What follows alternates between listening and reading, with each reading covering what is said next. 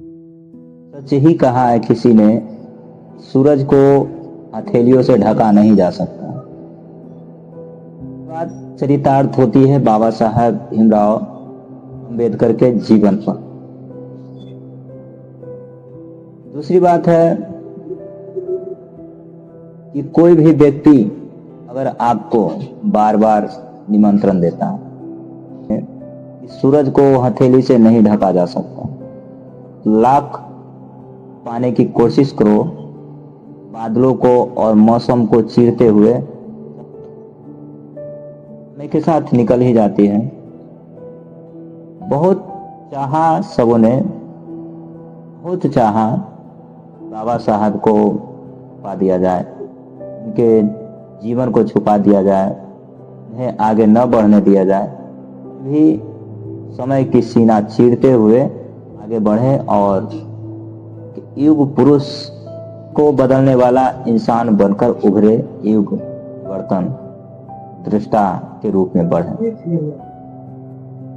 कोई व्यक्ति आपको बार बार निमंत्रण देता है और बार बार बुलाता है और आप बार बार मना करते हैं, अंततः उसके प्रयासों के फलस्वरूप आप जाते हैं और मानने के बाद जाने के लिए तैयार हो जाते हैं। फिर आप सारी तैयारी कर लेते हैं, उसके बाद आपको वहां से कॉल आती है, मैसेज आती है कि आपको नहीं आना है। बात हम उस समय की कर रहे हैं 1935 में, जो कि उस समय जाति पाति तोड़क मंडल द्वारा एक आंदोलन चलाया जा रहा था। जाति का विनाश, जाति पाति तोड़क मंडल आंदोलन का ही नाम था। इसके लगभग सभी सदस्य लोग स्वर्ण थे, कुछ निचले ना के बराबर निचले तबके से थे, यानी नीची जाति के। जैसे में प्रमुख नीची जाति के तबके से बिलोंग करने वाले जो थे संतराम, जो कि उस मंडल के अध्यक्ष रह चुके थे, अध्यक्ष पर कार्य कर रहे थे, के द्वारा बाबा साहब को बार बार निमंत्रण दिया जाता है, बाबा साहब को मनाया जाता है, बाबा साहब को पर्सनल तौर पर, व्यक्तिगत तौर पर मनाने के लिए व्यक्ति को भेजा जाता है। वो व्यक्ति बाबा साहब से भाषण की एक प्रति मांगते हैं और भाषण लेकर चले जाते हैं, लेकिन मेन मुद्दा और मेन काम की बातों पे ध्यान नहीं देते और मेन काम की बातों को नहीं बात करते हैं। से बहुत बुरा लगती है बाबा साहब को। अगले ही दिन मैसेज में बाबा साहब को मैसेज दिया जाता है पत्र के द्वारा, दिनों के बाद, कि उस समय पत्र व्यवहार के अलावा कोई और संचार के साधन नहीं था। पत्र आने में महीनों लग जाती थी, तो पत्र का इंतजार करना पड़ता था। तो अगले पत्र में जवाब दिया जाता है कि बाबा साहब आपकी भाषण बहुत लंबी है और अपने उस भाषण में जो जाति के बारे में बोला है, कृपया करके वो भाषण को बदल दें और जाति के खिलाफ ना बोले। हिंदू धर्म के धर्मशास्त्र, वेद पुराण ग्रंथों को, पवित्र ग्रंथों के बारे में ना बोले। ब्राह्मणवाद के खिलाफ बोल सकते हैं, लेकिन जाति के खिलाफ ना बोले। अब सोचने की बात है, ध्यान देने की बात है, जिस जाति को तोड़ने के लिए आंदोलन चलाया जा रहा है, जिस जाति पाति तोड़क के नाम पर मंडल गठन किया गया है, उसी जाति के तोड़ने की बात न किया जाए तो वहां पे क्या किया जाए, किस मुद्दे पे बात किया जाए? सोचने की बात है। क्या ये लोगों को बेवकूफ बनाने की बातें नहीं हो रही? इसके जवाब में बाबा साहब कहते हैं कि मैं उस भाषण को बदलने को तो दूर बात है, मैं उसमें एक कॉमा तक भी नहीं बदल सकता, मैं उसको एक कॉमा तक भी नहीं बदल सकता। इतना सोच लीजिए। जहां तक बात रही बोलने की, तो मैं गोल मोल बातें नहीं बोलता, मैं जो भी बोलता हूं स्पष्ट और स्पष्ट बोलता हूं।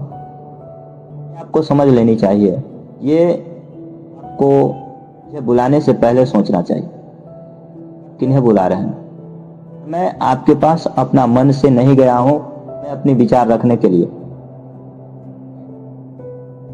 आपने मुझे बुलाया है, तो ये बातें आपको भी ख्याल रखना होगा। और मैं ऐसे कार्यक्रमों में नहीं जाता जो स्वर्ण हिंदुओं के द्वारा चलाया जा रहा हो या कोई हिंदू के द्वारा चलाया जा रहा हो। ऐसे कार्यक्रम में मैं जाने के इच्छुक नहीं हूं और मैं नहीं सोचता हूं, मैं नहीं चाहता हूं कि कोई भी व्यक्ति मेरे कार्यों को और मेरे बातों को जबरदस्ती सुने और मैं अपनी बात किसी और के मंच से ना चाहूं। ये कदापि नहीं चाहता। मैं अपनी बातों को अपने ही मंच से और अपने ही संसाधन से रखना चाहता हूं और रखता हूं।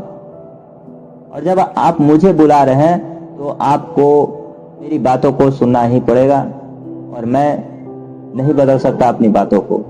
मैं अपने विचार से नहीं हट सकता। इसलिए आपको जो चाहे, आपको पसंद हो या ना पसंद हो, मैं अपनी बातों से नहीं पीछे हटूंगा और ना ही मैं भाषण को बदल सकता। इस तरह से बाबा साहब साफ तौर पर मना कर देते हैं। ये बातें एनिहिलेशन ऑफ कास्ट में लिखा गया।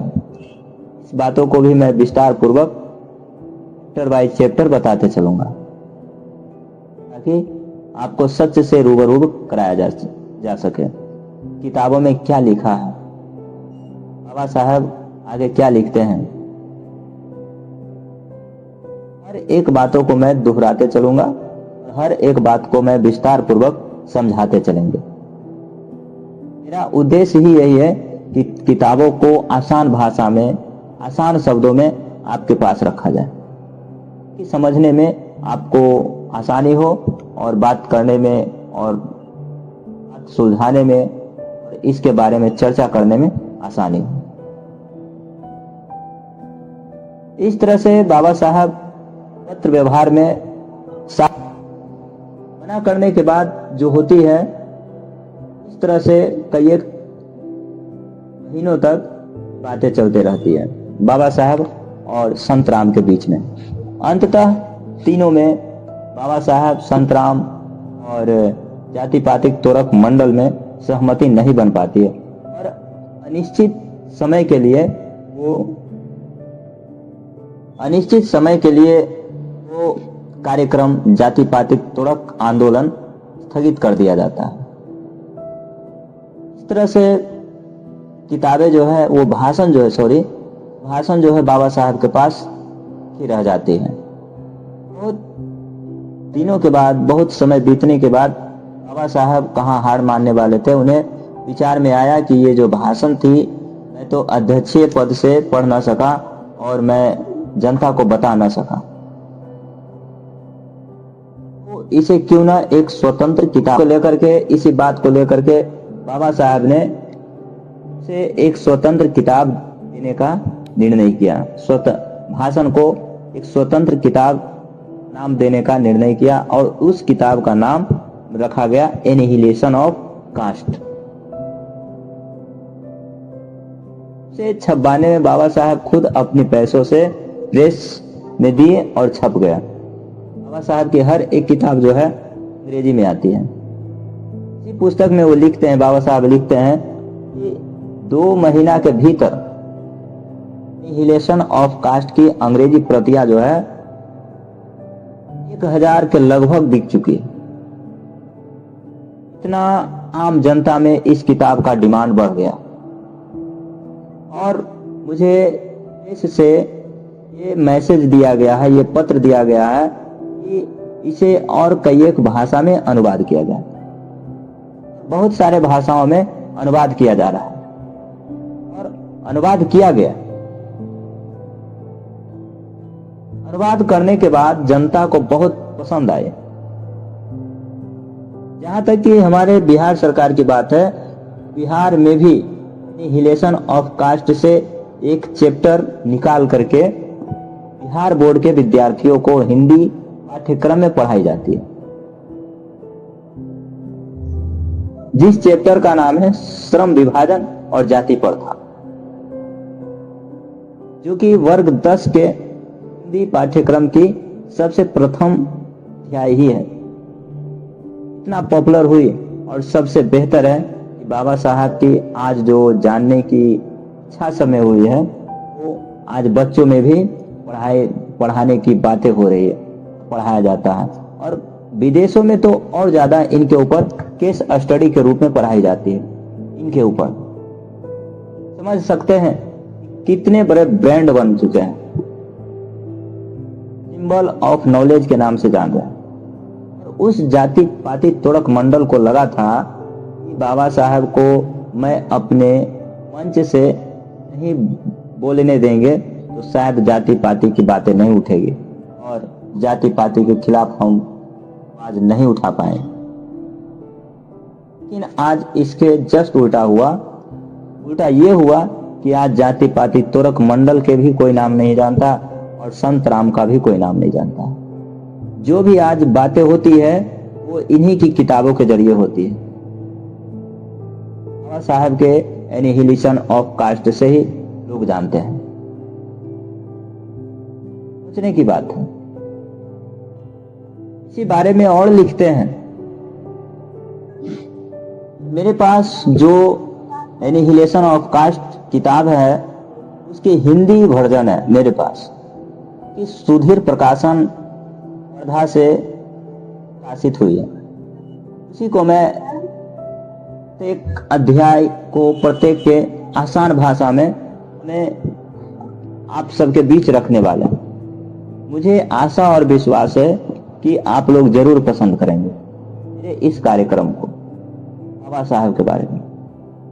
मेरा YouTube चैनल SVRC ऑफिशियल यही उद्देश्य रहता है कि वैसे वैसे महापुरुषों को बातें और जीवनियों को आगे लाया जाए जो समाज में अनगिनत बदलाव किए हैं, तो समाज को एक नई दिशा दिए हैं, समाज का एक नया विचार बनकर उभरे हैं।